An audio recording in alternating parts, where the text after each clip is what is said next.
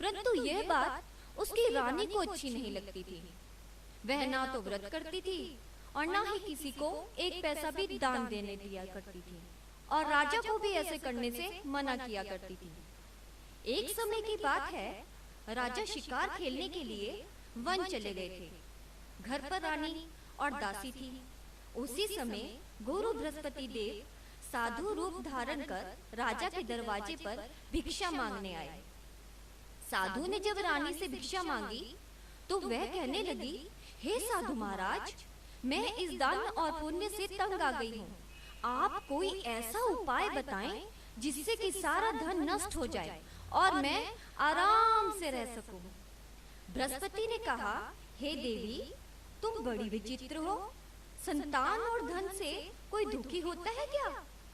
अगर अधिक धन है तो तुम इसे शुभ कार्य में लगाओ, कुंवारी कन्याओं का विवाह करवाओ, विद्यालय और बाग बगीचे का निर्माण कराओ, जिससे तुम्हारे दोनों लोग सुधरे।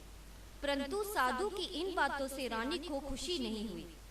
उसने कहा कि मुझे ऐसे धन की आवश्यकता नहीं है जिससे मैं दान दूं और जिसे संभालने में मेरा सारा समय नष्ट हो जाए। तब साधु ने कहा, यदि तुम्हारी ऐसी इच्छा है तो मैं जैसा तुम्हें बताता हूँ तुम वैसा ही करना। गुरुवार के दिन तुम घर को गोबर से लीपना और अपने केशों को पीली मिट्टी से धोना। केशों को धोते समय स्नान करना, राजा से हजामत बनाने को कहना, भोजन में मांस मदिरा खाना, कपड़ा धोबी के यहाँ धुलने डालना। इस प्रकार 7 बृहस्पतिवार करने से तुम्हारा समस्त धन नष्ट हो जाएगा। इतना कहकर साधु रूपी बृहस्पति देव अंतर ध्यान हो गए। साधु के अनुसार कही बातों को पूरा करते हुए रानी को केवल 3 बृहस्पतिवार ही बीते थे कि उसकी समस्त धन संपत्ति नष्ट हो गई। भोजन के लिए राजा का परिवार तरसने लगा।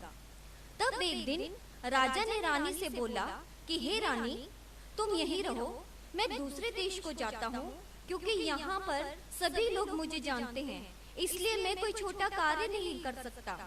ऐसा कहकर राजा परदेश चला गया और वह जंगल से लकड़ी काट कर लाता और शहर में बेचता। इस प्रकार वह अपना जीवन व्यतीत करने लगा। इधर राजा के परदेश जाते ही रानी और दासी दुखी रहने लगी। जब एक बार रानी और दासी को 7 दिन तक बिना भोजन के रहना पड़ा, तो रानी ने अपनी दासी से कहा, हे दासी, पास ही की नगर में मेरी बहन रहती है, वह बड़ी धनवान है, तू उसके पास जा और कुछ ले आ, ताकि थोड़े दिन गुजर बसर हो जाए। दासी रानी की बहन के पास गई। उस दिन गुरुवार था और रानी की बहन उस समय बृहस्पतिवार व्रत की कथा सुन रही थी। दासी ने रानी की बहन को अपनी रानी का संदेश दिया, लेकिन रानी की बड़ी बहन ने कोई उत्तर नहीं दिया। जब दासी को रानी की बहन से कोई उत्तर नहीं मिला तो वह बहुत दुखी हुई और उसे क्रोध भी आया। दासी ने वापस आकर रानी को सारी बात बता दी। सुनकर रानी ने अपने भाग्य को कोसा। उधर रानी की बहन ने सोचा कि मेरी बहन की दासी आई थी, परंतु मैं उससे बोली नहीं, इससे वह बहुत दुखी हुई होगी। कथा सुनकर और पूजन समाप्त कर कर वह अपनी बहन के घर आई और कहने लगी, हे बहन, मैं बृहस्पतिवार का व्रत कर रही थी। तुम्हारी दासी मेरे घर आई थी, परंतु जब तक कथा होती है तब तक ना तो उठते हैं और ना ही बोलते हैं, इसलिए मैं नहीं बोली। कहो दासी क्यों आई थी? रानी बोली, बहन, तुमसे क्या छुपाऊं, हमारे घर में खाने तक को अनाज नहीं था। ऐसा कहते कहते रानी की आंखें भर आई। उसने दासी समेत पिछले 7 दिनों से भूखे रहने तक की बात अपनी बहन को विस्तार पूर्वक सुना दी। रानी की बहन बोली, देखो बहन, भगवान बृहस्पति देव सबकी मनोकामना को पूर्ण करते हैं। देखो, शायद तुम्हारे घर में अनाज रखा हो। पहले तो रानी को विश्वास नहीं हुआ, पर बहन के आग्रह करने पर उसने अपनी दासी को अंदर भेजा तो उसे सचमुच अनाज से भरा एक घड़ा मिल गया। और यह देखकर दासी को बड़ी हैरानी हुई। दासी रानी से कहने लगी, हे रानी, जब हमको भोजन नहीं मिलता तो हम व्रत ही तो करते हैं, इसलिए क्यों ना इनसे व्रत और कथा की विधि पूछ ली जाए ताकि हम भी व्रत कर सके। तब रानी ने अपनी बहन से बृहस्पतिवार व्रत के बारे में पूछा। उसकी बहन ने बताया, बृहस्पतिवार के व्रत में चने की दाल और मुनक्का से विष्णु भगवान का केले की जड़ में पूजन करें तथा दीपक जलाएं, व्रत कथा सुने और पीला भोजन ही करें, इससे बृहस्पति देव प्रसन्न होते हैं। व्रत और पूजन विधि बताकर रानी की बहन अपने घर को लौट गई। 7 दिन के बाद जब गुरुवार आया तो रानी और दासी ने व्रत रखा। घुड़साल में जाकर चना और गुड़ लेकर आई, फिर उसे केले की जड़ तथा विष्णु भगवान का पूजन किया। अब पीला भोजन कहाँ से आए?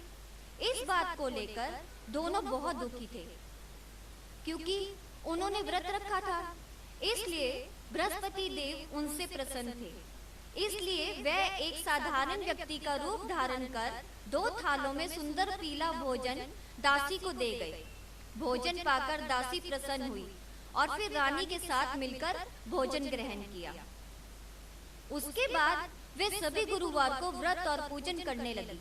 बृहस्पति देव भगवान की कृपा से उनके पास फिर से धन संपत्ति आ गई, परंतु रानी फिर से पहले की तरह आलस्य करने लगी। तब दासी बोली, देखो रानी, तुम पहले इस प्रकार का आलस्य करती थी, तुम्हें धन रखने में कष्ट होता था, इस कारण सभी धन नष्ट हो गया, और अब जब भगवान बृहस्पति देव की कृपा से धन मिला है तो तुम्हें फिर से आलस्य होता है। रानी को समझाते हुए दासी कहती है कि बड़ी मुसीबतों के बाद हमने यह धन पाया है, इसलिए हमें दान पुण्य करना चाहिए, भूखे मनुष्यों को भोजन कराना चाहिए और धन को शुभ कार्यों में खर्च करना चाहिए, जिससे तुम्हारे कुल का यश बढ़ेगा, स्वर्ग की प्राप्ति होगी और पितृ प्रसन्न होंगे। दासी की बात मानकर रानी अपना धन शुभ कार्यों में खर्च करने लगी, जिससे पूरे नगर में उसका यश फैलने लगा। बृहस्पतिवार व्रत की कथा के बाद श्रद्धा के साथ आरती की जानी चाहिए। इसके बाद प्रसाद बांटकर उसे ग्रहण करना चाहिए। बोलो बृहस्पति देव की जय।